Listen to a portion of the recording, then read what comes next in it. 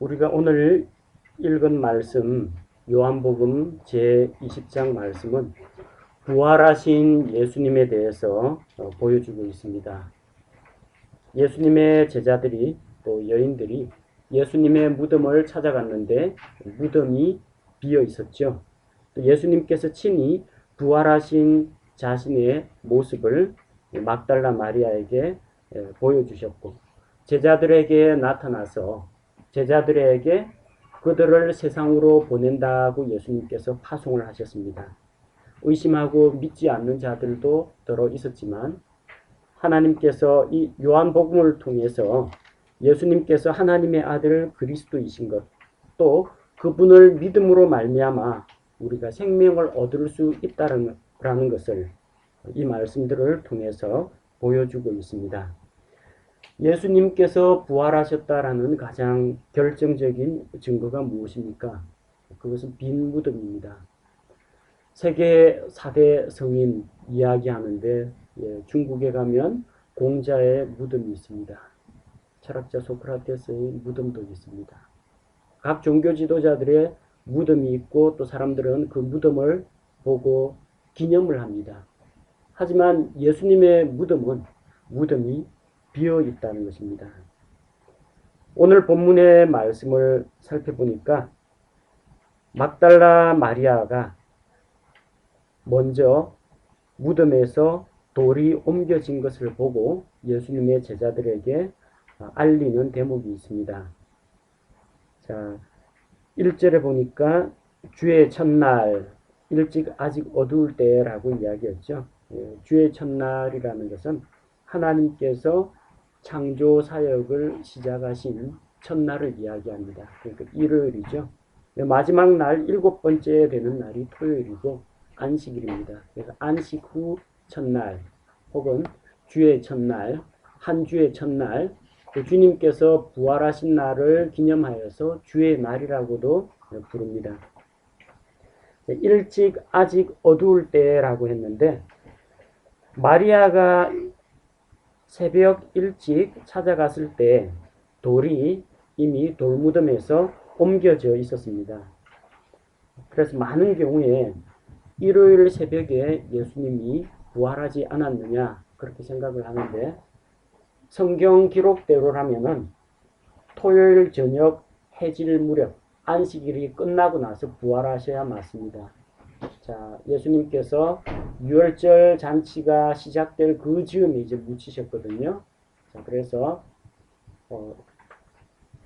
수요일 저녁, 그 다음에 목요일 저녁까지 하루입니다. 그래서 수요일 저녁에서 목요일 저녁까지, 목요일 저녁에서 금요일 저녁까지, 금요일 저녁에서 토요일 저녁까지 해야만 사흘 낮, 사흘 밤입니다. 그러니까 토요일 저녁이 되면은 유대인 시간으로는 일요일이 시작이 되는 거예요. 근데 만약에 일요일 새벽이면 그로부터 12시간 더기 때문에 사흘 낮, 사흘 밤이 아니라 사흘 낮, 나흘 밤이 되어버립니다. 성경 기록대로라면 안식일, 토요 안식일이 끝난 이후에 예수님이 부활하셨다고 보는 것이 옳다는 겁니다. 마리아가 발견한 것은 예수님이 부활을 막 하시는 모습을 본 것이 아니라 이미 예수님은 부활하셨고 무덤은 비어있고 무덤 입구를 가로막고 있던 돌이 굴려진 것을 뒤늦게 발견한 것입니다. 자, 2절에 보니까 막달라 마리아가 베드로와 요한에게 무덤이 비어있는 것을 알리러 갑니다. 본문에는 사랑하시는 다른 제자, 예수님께서 사랑하신 다른 제자라고 했는데 예수님께서 사랑하시는 제자, 이것은 본 복음서를 기록하고 있는 사도 요한을 이야기합니다. 자, 그들에게 이야기하기를 무덤 입구에 돌이 굴려져 있고 누군가가 주를 돌무덤에서 옮겨갔는데 어디 두었는지 알지 못하겠다고 이야기합니다. 이 말을 듣고 베드로와 요한이 달려갑니다. 달리기는 누가 빨랐어요? 그 다른 제자 요한이 베드로를 앞질러 달려갔습니다. 아마도 예수님께서 사랑하시던 그 어린 제자 요한이 누구보다도 예수님에 대한 그런 사랑과 예수님에 대한 충성이 남달랐던 모양입니다. 그래서 베드로를 앞질러 달려가서 먼저 돌무덤에 이르렀습니다.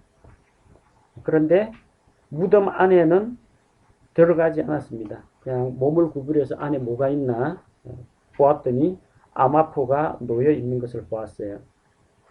그런데 아직 들어가지는 않습니다. 누가 들어갔어요? 시몬 베드로가 들어갑니다. 사도 요한은 소심한 스타일이라서 위험한 장소에 함부로 들어가지 않습니다. 눈치 보고 베드로가 들어가서 이상 없으면 따라 들어가는 겁니다. 성질 급하고 또 밀어붙이기 잘하는 베드로 같은 사람도 필요하고요. 매사에 신중하고 소심한 그런 요한 같은 사람도 필요합니다. 서로 이렇게 조화를 잘 이루어야 예수님의 그 제자 그룹이 균형 있게 성장할 수가 있습니다. 덮어놓고 일을 저지르는 그런 사람만 있어서는 안 되고요. 또 눈치만 보면서 이제나 저제나 시기와 기회만 노리고 있는 그런 소심한 스타일, 그런 사람만 있어도 안 됩니다. 자, 가서 보니까 무덤 안의 모습이 어땠습니까? 예수님께서 누워 계시던 머리 주변에 있던 수건은 아마포와 함께 놓이지 않아 있고 함께 한 곳에 따로 놓여 있었어요. 많은 사람들이 예수님의 빈 무덤에 대해서 엉뚱한 주장을 펼칩니다. 대표적인 예가 어떤 이야기냐면 시체 도적설이라는 거예요. 예수님의 제자들이 밤에 몰래 예수님의 시체를 훔쳐갔다. 그런 이야기입니다. 하지만 움직일 수 없는 증거가 무덤 밖에 누가 지키고 있어요? 군사들이 지키고 있습니다. 그리고 봉인을 해놨어요. 아무나 함부로 열지 못하도록 봉인을 해두었습니다. 그 사람들이 안 지켰다면 모르겠는데 분명히 누군가가 예수님의 시체를 훔쳐갈까봐 대비하고 지키고 있어요. 근데 아무도 예수님 시체를 훔치러 오는 사람을 만나지를 못했다는 겁니다. 왜 그렇습니까? 제자들이 자기들도 붙잡힐까봐 두려워해서 다 도망을 가버렸어요. 예수님을 버리고 도망갔던 그런 제자가 군사들이 지키고 있는데 시체를 훔치러 갈 리는 없다는 거죠. 자, 그리고 또 기절설이라는 게 있습니다. 예수님이 십자가에서 죽으신 것이 아니라 피를 좀 많이 흘려가지고 일시적인 쇼크가 왔다. 정신을 잃었다. 근데 나중에 시원한 무덤에 눕혀놓으니까 이제 정신이 들어가지고 주섬주섬 일어나서 나갔다는 이야기예요. 근데 뭐 기절설이건 시체 도적설이건 훔쳐가는 급박한 마당에 옷하고 수건하고 따로따로 개어놓고 이럴 사람이 없어요. 정신 들고 나서 예수님께서 그 잠자리 뭐 이불 개듯이 아마포 개고 수건 개어놓고 이렇게 가진 않는다는 겁니다. 그리고 그 돌은 빈사 상태에 피 많이 흘려가지고 빈사 상태에 빠진 사람 밀 수 있는 그런 돌이 아니라는 거예요. 그 돌은 바깥에서 이렇게 좌우로 밀어야 열리는 겁니다. 그러니까 안에 있는 사람이 이걸 수직 방향으로 제 아무리 밀더라도 옮겨지지가 않습니다. 혼자서 밀 수 없는 그런 돌문이라는 겁니다. 뭐 어떤 사람들은 환상을 보았다. 환상을 보았다. 제자들이 너무나 예수님을 사모하는 마음에서 헛것을 보았다. 그런 주장도 합니다. 그런데 환상을 보았다는데 본 사람이 너무 많아요. 예수님이 부활하신 이후에 10번 정도 나타났어요. 그리고 매번 다른 사람들, 어떤 때에는 한 사람에게, 어떤 때에는 두 사람에게, 어떤 때에는 10명의 제자에게, 어떤 때는 11 제자에게 나타나기도 하셨고 나중에는 500여 형제에게 일시에 나타났다고 합니다. 500명이 똑같이 집단적인 환상을 보는 것은 사실 불가능합니다. 그 환상은 개인적인 경험과 주관과 심리적인 상태 이런 것들이 다 복합적으로 되어서 일어나는데 모든 사람이 똑같은 환상을 본다는 것은 있을 수가 없는 일이라는 거죠. 자, 그래서 그런 예수님의 빈 무덤에 대해서 여러 가지 억측들이 있지만 그런 것은 성경 말씀에 비추어 볼 때 합당하지가 않다는 겁니다.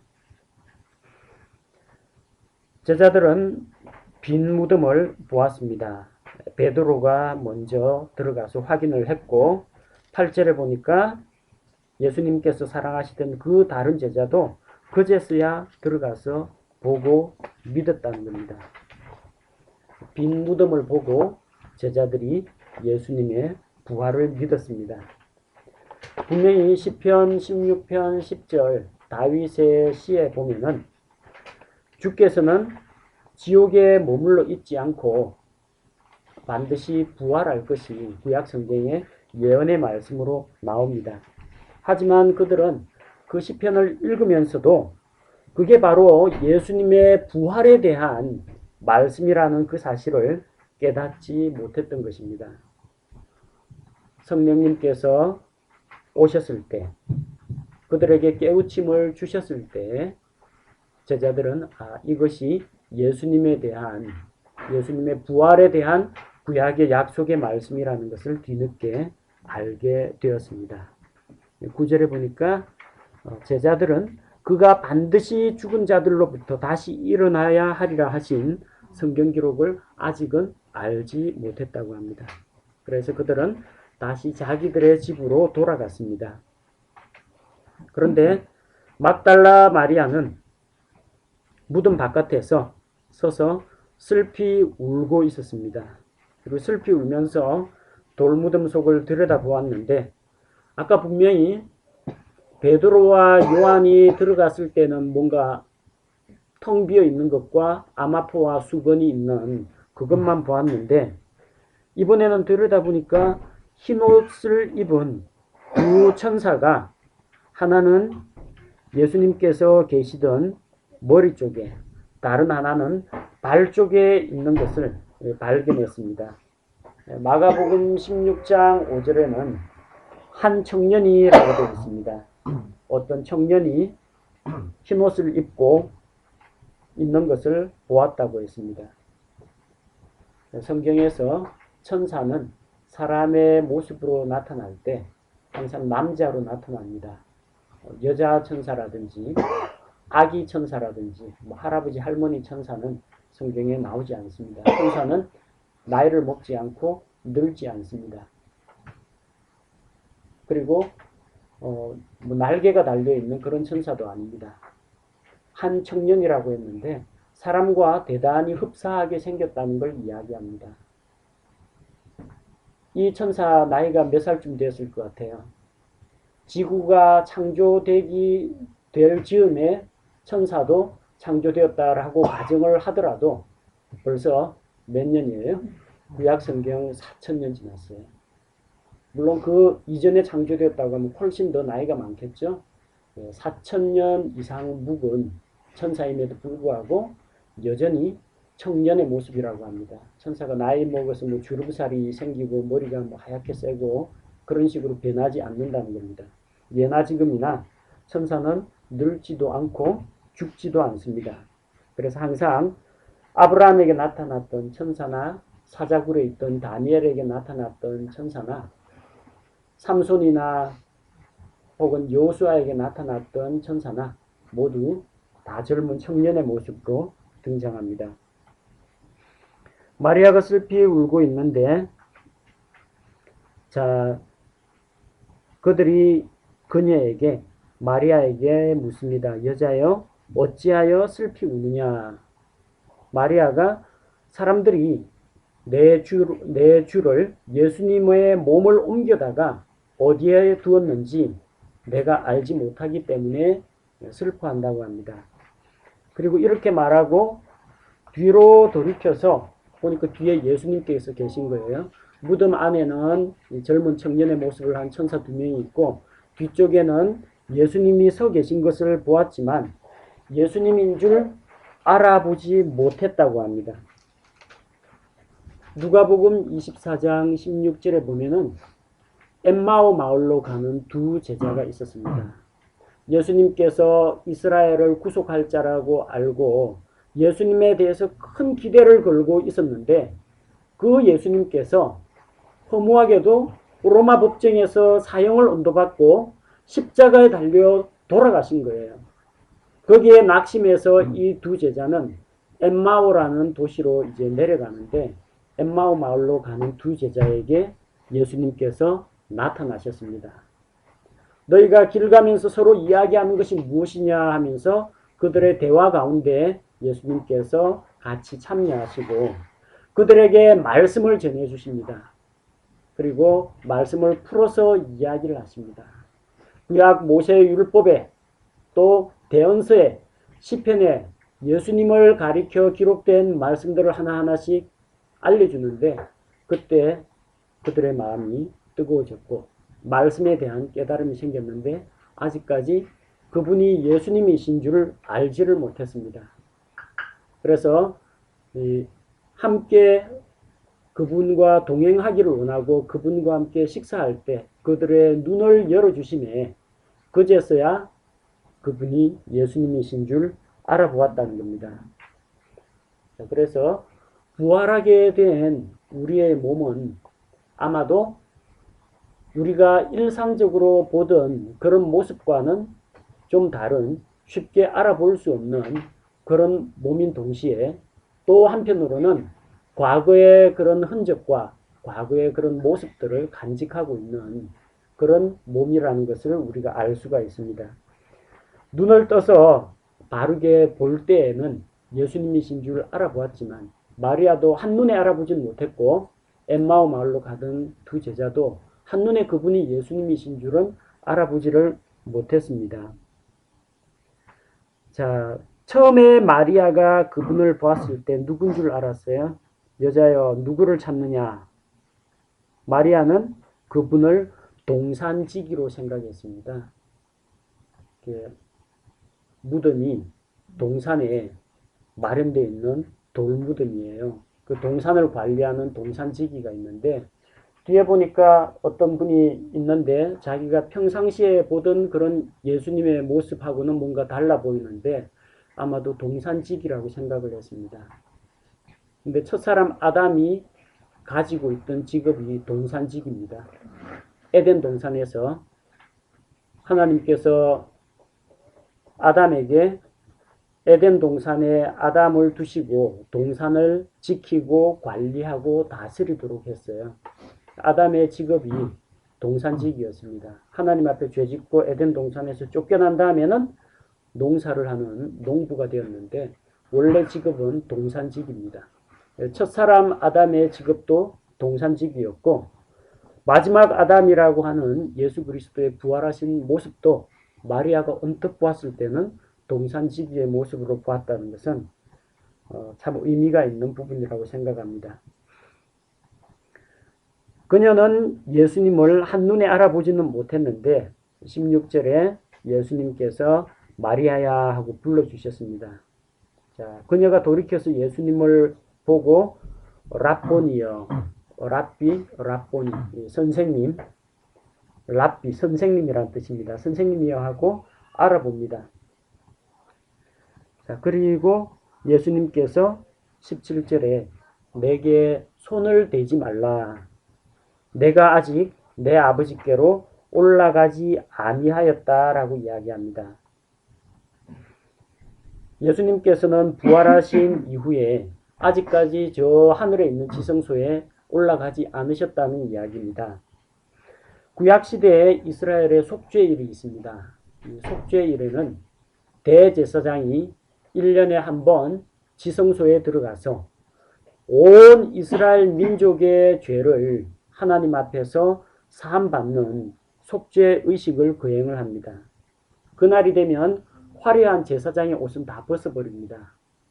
청색, 자색, 홍색, 금색 실로 수놓은 이런 화려한 제사장 의복과 머리에 있는 이런 관과 이런 것들, 석류와 방울이 달려있는 장식들 다 떼고 무엇을 입느냐? 흰색 아마포 옷을 입습니다.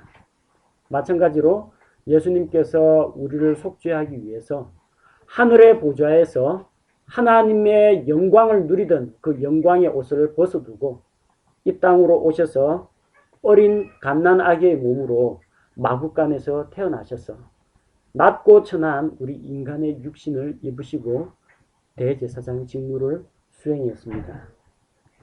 그래서 이날 속죄일에는 다른 어떤 사람도 성막 안에 들어가서는 안 됩니다. 반드시 대제사장 혼자만이 들어가야 되고 대제사장 혼자서 모든 제사 과정을 다 집행해야지 다른 사람이 옆에 있으면 안 되고 도와주는 것도 허용이 되질 않습니다. 들어가서 대제사장은 희생의 피를 그릇에 담고 또 한 손에는 향이 담긴 그 접시를 들고 향 연기를 피웁니다. 영광의 하나님의 얼굴을 자기가 바로 직접 대하지 않도록 향 연기를 피우고 접시를 들고 들어갑니다. 그래서 지성소 안에까지 들어가서 언약궤 위에, 언약궤 뚜껑 위에 그룹 둘이 날개를 펴고 있어요. 두 그룹의 날개가 서로 맞닿아 있는데 두 그룹의 날개 아래쪽이 바로 우리가 말하는 긍휼의 자리. 이전의 개혁 성경에서는 속죄소, 찬송가에서는 시은소, 시은좌, 은혜를 베푸는 자리다 해서 시은소라고 하고 영어로는 mercy, 은혜를 베푸는 긍휼의 자리라고 합니다. 거기가 하나님께서 임재하시고 나타나서 대제사장하고 이야기를 나누시는 자리예요. 사람이 어떻게 거룩하신 하나님 앞에 나아갈 수 있느냐? 못합니다. 그룹들이 지키고 있어요. 이 그룹이 뭐하는 그룹이에요? 아담과 이브를 내쫓고 다시는 에덴 동산에 들어오지 못하도록 그룹들이 지키고 있어요. 죄인들이 하나님께 가까이 나아오는 것을 막는 역할을 하는 영적인 존재들이 그룹들입니다. 또한 그룹들이 있는 바로 그 뚜껑 아래쪽에 하나님의 율법이 들어있습니다. 율법이 뭘 말합니까? 너는 죄인이다. 죄인은 죽어야 된다. 이렇게 정죄합니다. 어떻게 사람이 율법의 정죄 앞에서 설 수가 있습니까? 거룩하신 하나님을 수호하는 그룹들 앞에서 사람이 감히 하나님께 나아갈 수 있습니까? 희생 제물의 피를 가지고 나아갑니다.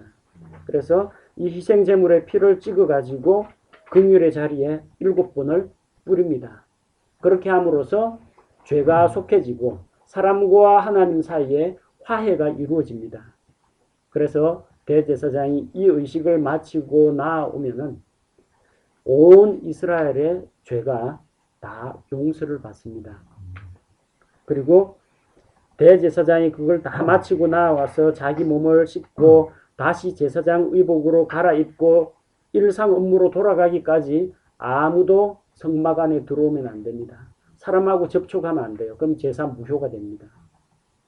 지금 예수님께서 십자가에서 피를 흘리셨죠. 예수님은 희생 제물인 동시에 대제사장이에요. 예수님이 희생 제물이 돼서 피를 흘려 죽으셨는데 죽고 끝나면은 하나님 앞에 피를 가지고 올라갈 제사장이 없는 거예요. 그래서 예수님은 대제사장으로서 반드시 부활을 하셔야 됩니다. 부활하셔서 자기의 피를 가지고 구약시대 지성소에 들어가지 않습니다. 하늘에 있는 지성소, 왜 하늘에 있는 것의 모형을 본따 가지고 성소와 지성소 이런 모든 것들을 만들었다고 기록하고 있습니다.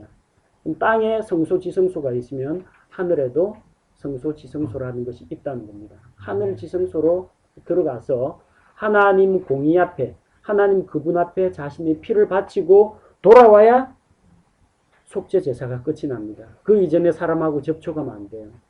마리아가 반가운 마음에 예수님께 붙잡고 아마 경배하려고 했던 모양입니다. 17절에 보니까 내게 손을 대지 말라. 내가 아직 아버지께로 올라가지 않았다라는 겁니다. 그런데 마태복음 28장 9절에 보면은 시간이 조금 지났습니다. 이번에는 막달라 마리아가 아니고 여자들, 여러 제자들이 예수님의 발을 붙잡고 경배하는 내용이 나옵니다. 예수님께서 발 붙잡는 것은 내게 손대지 말라 그런 식으로 말씀하지 않았다는 거예요. 아니, 마리아는 못 만지고 이 사람들은 발 붙잡는 거 허용하고 그 짧은 시간에 어떤 일이 일어났는지 우리는 알 수가 있습니다. 예수님께서 마리아와 이야기할 때는 아직 아버지께로 올라가지 않았는데 이 사람들이 예수님을 만져도 되는 걸 보니까 그 시간에 하늘에 올라가서 하늘의 지성소에 예수님께서 자신의 피를 하나님 앞에 드리고 돌아오셨다라는 것을 알 수가 있습니다. 자, 그래서 18절에 보니까 이 막달라 마리아가 제자들에게 다시 돌아가서 자기가 주님을 보았다는 것, 또 그분께서 자기에게 이것들을 말씀하셨다고 이야기합니다. 베드로와 요한이 들어갔을 때에는 예수님도 안 계셨고 천사들도 안 보이고 텅 빈 무덤만 보고 돌아갔는데 막달라 마리아가 갔을 때에는 두 천사가 있는 것과 예수님께서 친히 그녀에게 말씀하시는 것을 직접 경험을 했습니다. 그리고 막달라 마리아는 자기가 본 것을, 보고 들은 것을 그대로 제자들에게 전달을 합니다. 자, 같은 날, 곧 주의 첫날 저녁 때에 제자들이 유대인을 두려워해서 모인 곳에 문들을 닫았습니다. 아직도 유대인들을 두려워하는 이 제자들이 예수님 시체 훔치러 가는 이런 용기가 있을 리는 없겠죠. 그래서 유대인들을 두려워해서 모임 장소에 문들을 닫았는데 예수님께서는 오셔서 한가운데 서서 그들에게 말씀을 하십니다. 문들을 닫아도 예수님 문 안 열고도 또 그들 한가운데 갑자기 나타나실 수가 있다는 겁니다. 이제는 예수님이 부활을 하셨기 때문에 영광스러운 부활체입니다. 이 영광스러운 몸은 공간의 제약을 받지 않습니다. 물에 빠져 죽는다든지 음식을 먹지 못해서 굶어 죽는다든지 공간의 제약을 받지 않고 벽이 있거나 없거나 그거 사람들 가운데 나타나실 수가 있다는 겁니다. 제자들은 얼마나 놀랐겠습니까? 분명히 문을 다 닫아뒀는데 그들 한가운데 갑자기 예수님께서 나타나신 겁니다. 예수님이 그들에게 하신 첫 번째 말씀이 있습니다. 너희에게 평강이 있을지어다.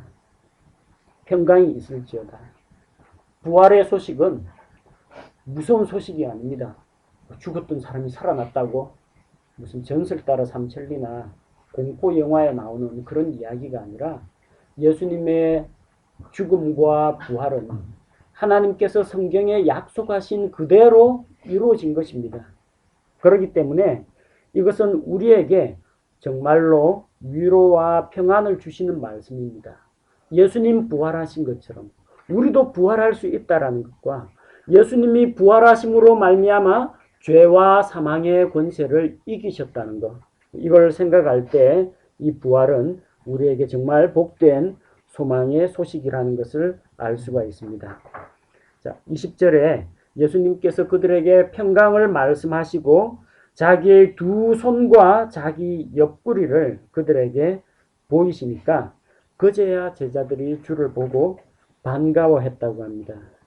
두 손과 옆구리, 두 손에는 못자국이 있고 옆구리에는 창자국이 있다는 겁니다. 물론 예수님의 몸이 부활했기 때문에 이제는 더 이상 피를 철철 흘리고 하는 그런 몸은 아닙니다. 근데 제자들에게 표적으로 보여주기 위해서 그 못자국 난, 상처 난 흔적들을 제자들에게 보여주신 것입니다. 자, 21절 말씀에 또다시 너희에게 평강이 있을지어다 하면서 평강을 약속하십니다. 그리고 내 아버지께서 나를 보내신 것 같이 하나님께서 이 세상에 자기 아들 예수 그리스도를 보내신 것 같이 나도 너희를 보낸다. 어디로 보내요? 세상으로 보내십니다. 세상으로 보낸다라는 파송의 말씀을 하십니다. 그리고 그들 위에 숨을 내쉬며 그들에게 이르시되 너희는 성령을 받으라 라고 말씀하십니다. 이 숨이라는 단어하고요, 성령이라는 영이라는 단어하고 그리스어로는 똑같은 단어입니다. 그리스에서 영, 혼, 몸을 이야기할 때 영은 푸뉴마라고 하고요. 혼은 푸시케, 사이키, 사이칼라지 할 때 푸시케, 사이키라고 하고 몸은 바디는 소마라고 합니다. 영은 푸뉴마라고 하는데 이 푸뉴마라는 말은 여러 가지 뜻을 담고 있어요. 바람도 푸뉴마라고 하고 내쉬는 숨도 푸뉴마라고 하고 영도 푸뉴마라고 합니다. 영, 바람, 숨이란 뜻인데 데살로니가 후서 2장 8절에 보면 그 뒤에 저 사악한 자가 드러날 터인데 주께서 자신의 입의 영으로 그를 소멸시키시고 친히 오실 때의 광채로 그를 멸하시리라. 자신의 입의 영, 곧 예수님의 입에서 나오는 영, 성령님은 주의 입에서 나오는 영이라고 성경에서 표현하고 있습니다. 곧 하나님께로부터 나오는 영이라는 거예요. 오순절 은사주의자들 이야기하는 것처럼 성령 받으라 하면서 마이크에 이러는 게 성령을 주는 게 아니고 사람은 그런 거 못 줍니다. 예수님이 하나님이시기 때문에 그분의 입에서 나오는 주의 영을 이야기합니다. 자, 23절 말씀도 우리가 조심해서 읽어야 됩니다. 예수님이 말씀하시기를 너희가 누구의 죄들인지 사면하면 그것들이 사면될 것이요 누구의 죄들인지 그대로 두면 그것들이 그대로 있으리라고 말씀하십니다. 자, 이 말씀을 가지고 사도들에게 죄를 사면하는 권세가 있다라고 해석하는 것은 잘못입니다. 우리가 성경을 통해서 알고 있는 기본적인 진리로 돌아갑시다. 죄는 누구에게 짓는 거라고요? 하나님에게 짓는 겁니다. 그럼 죄 용서는 누가 할 수 있어요? 하나님만이 할 수가 있습니다. 이미 우리가 읽었던 복음서에 보면은 몸이 마비된 자가 지붕을 뜯고 친구들이 침상째 예수님께로 달아내리죠. 예수님께서 그들의 믿음을 보시고 이 사람아 내 죄들의 용서를 받았다 하니까 서기관들이 깜짝 놀라죠. 이 사람이 누구기에 이렇게 말하느냐. 오직 하나님 외에는 누가 죄를 사하겠느냐. 하나님에게만 죄를 사하는 권세가 있어요. 자, 그 기본 교리에 충실하면 사도나 사도에 준하는 어떤 위임을 받은 자가 죄를 사하는 것은 불가능하다는 겁니다. 사도들이 죄를 사면하는 게 아닙니다. 로마 카톨릭 사제가 고해성사 듣고 너의 죄를 사하노라 한다고 해서 죄가 사면을 받는 게 아니라는 겁니다.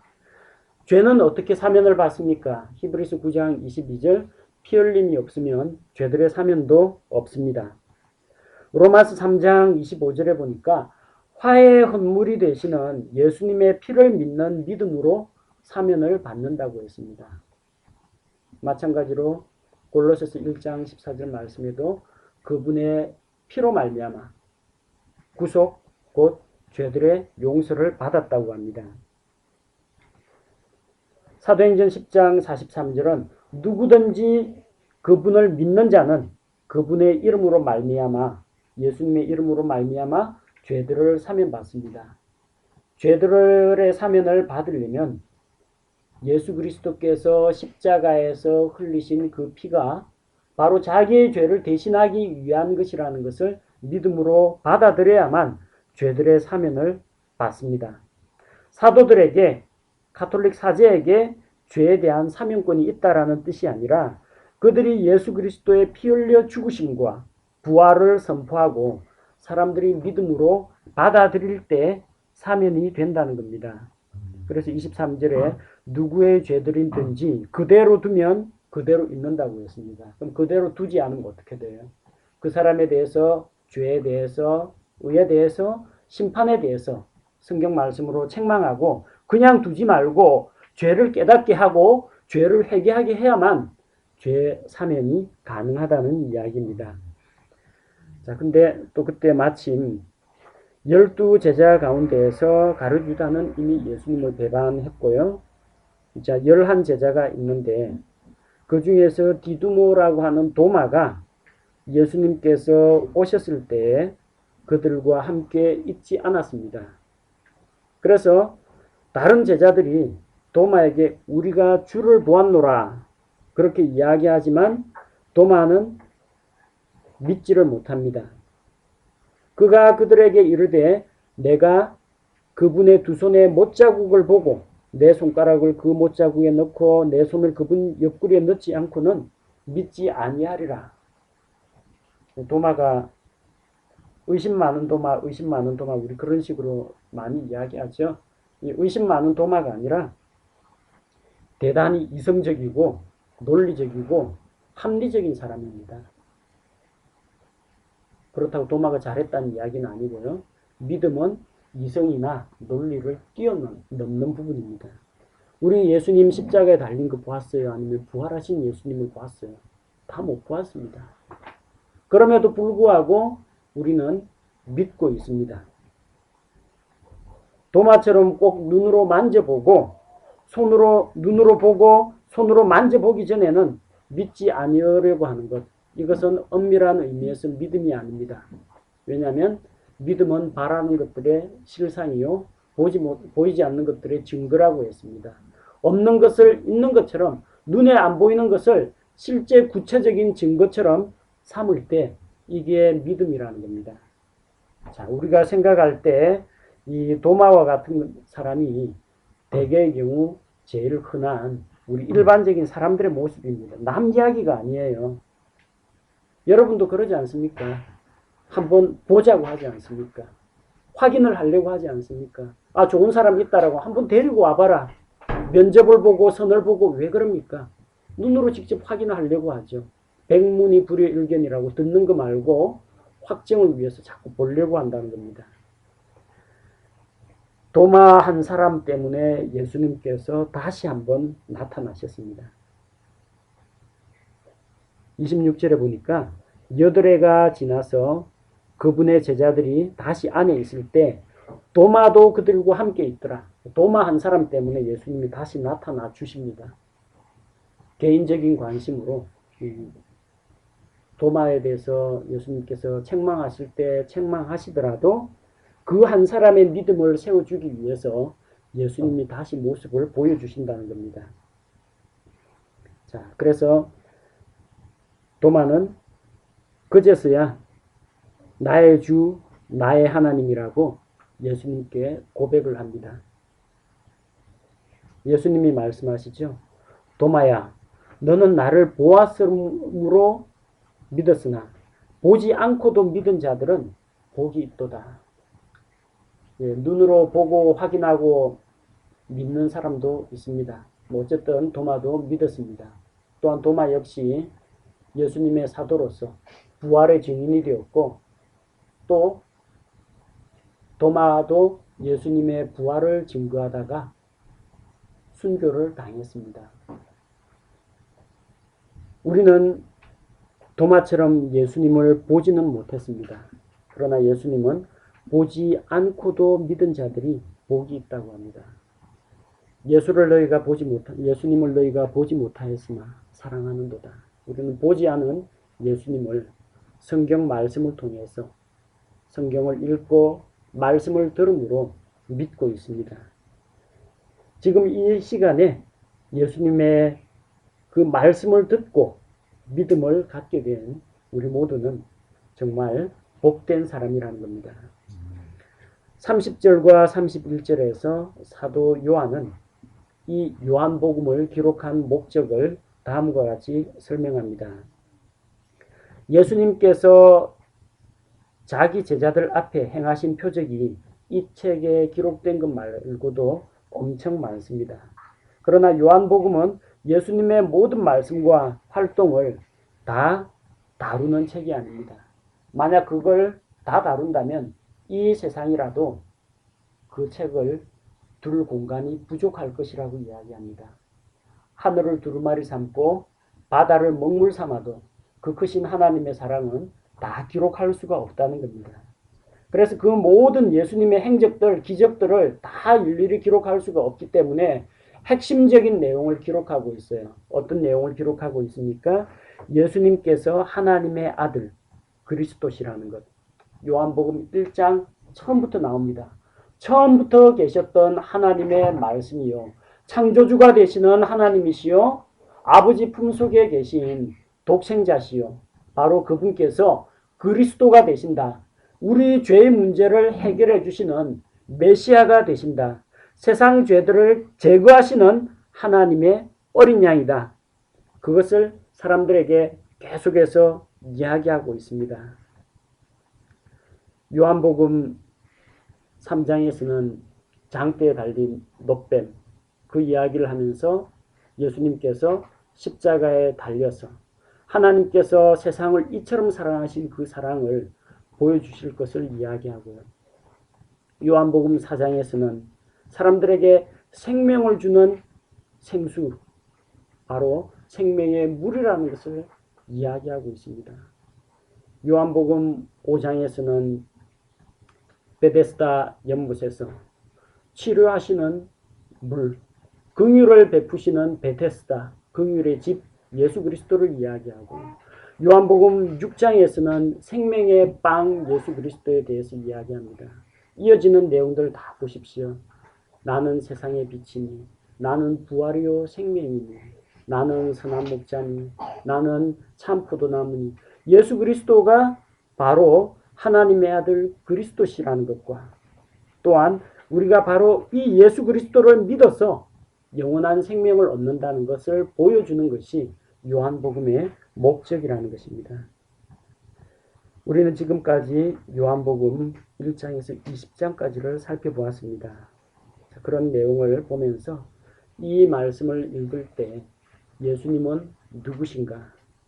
그분이 하나님의 아들이시요 우리의 유일한 구세주가 되신다. 이 사실만 여러분이 굳게 믿고 확신하신다면 요한복음을 기록한 요한의 목적에 맞게 우리 요한복음의 핵심을 깨달았다고 볼 수가 있습니다. 예수님을 부인하고 도망갔던 베드로나 실망에 잠겨서 낙심했던 엠마오 마을로 가던 두 제자나 예수 그리스도를 믿는 것은 하나님을 대적하는 것이라고 착각을 하고 교회를 핍박했던 사울이나 모두 다 변화가 되었습니다. 무엇이 그들을 변화시켰습니까? 부활하신 예수 그리스도께서 그들에게 나타나셨고 새 소망을 주셨고 하나님의 약속이 성취된 것을 그들에게 보여주셨습니다. 부활의 주님을 만날 때 사람들이 변화가 되었습니다. 여러분 일상생활 가운데에서 예수님의 십자가와 죽음과 그분의 부활이 여러분의 삶을 변화시킬 수 있으리라고 믿습니다.